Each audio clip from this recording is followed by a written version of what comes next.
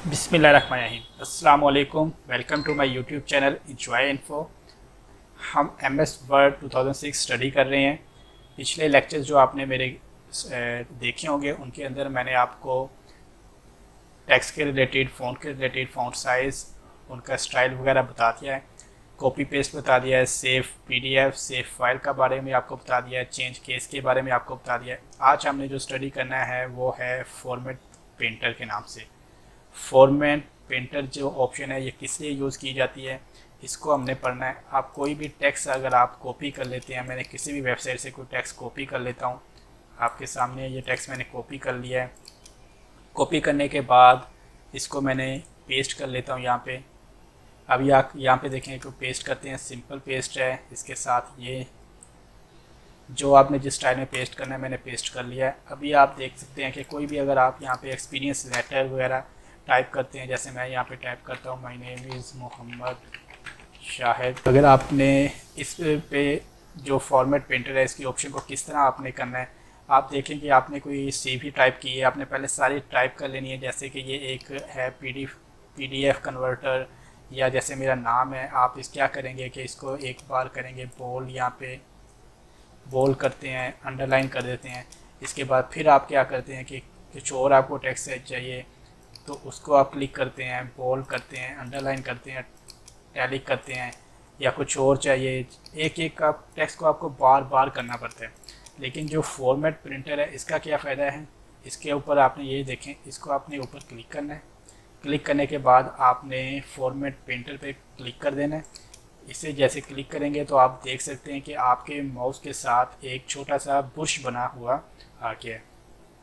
इस बुश का जो आपको फ़ायदा होगा वो यही है कि जो आपने ये इसके ऊपर सेलेक्ट कर लिया है, सेलेक्ट करने के बाद आपने जो स्टाइल इसके ऊपर लगाया है, मैंने बोल्ड किया है, अंडरलाइन किया हुआ है। अब जिस टेक्स्ट को आपने करना चाह रहे हैं उसके ऊपर सिंपल आपने इसे ड्रैग करना है माउस के साथ। तो जो अप्लाई यहाँ पे किया हुआ था हमने मोहम्मद शाहिद के ऊपर, वही अप्लाई आपके दूसरे टेक्स्ट के ऊपर हो जाएगा। जैसे ये है।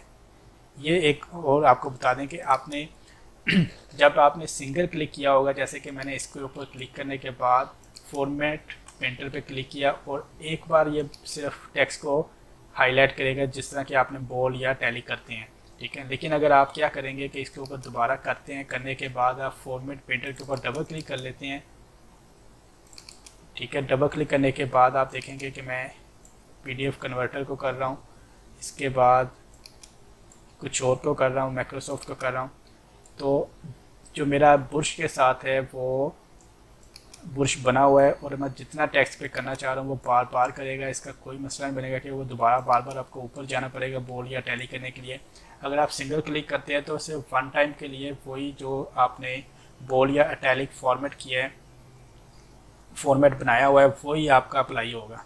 लेकिन अगर आप फॉर्मेट पेंटर के ऊपर डबल क्लिक कर लेते हैं तो उसका आपको ये फ़ायदा है कि आप अपनी किसी भी टेक्स्ट को आपने जिसको बोल्ड करना है या बोल्ड कर सकते हैं। इसका आपको ये फ़ायदा है कि आप एक बुक टाइप कर रहे हैं, या आप एक CV बना रहे हैं, लेटर टाइप कर रहे हैं, या एप्लीकेशन लिख रहे हैं जिसके अंदर आपने पहले आपने पूरी लिख लेनी है। उसके बाद आपने जिन जिन चीज़ों को बोल्ड करना है, जैसे कि कोई एक्सपीरियंस लेटर है मेरे पास, कोई मैं इसको ओपन कर लेता हूँ। ओपन करने के बाद जैसे ये एक एक्सपीरियंस लेटर है, ये एक फ़ाइल है, इसको पहले मैं Ctrl+A करता हूँ। Ctrl+A करने के बाद इसको मैं तमाम को जो है ख़त्म कर लेता हूँ बोल्ड। और अब ये देखें कि मैं क्या करूँगा कि एक मैंने CV टाइप कर ली है सारी, लेकिन अभी मैं इसको मोहम्मद शाहिद एक्सपीरियंस लेटर है, सॉरी, इसको मैंने टाइप कर लिया। टाइप करने के बाद यहाँ पे मैं क्लिक करता हूँ।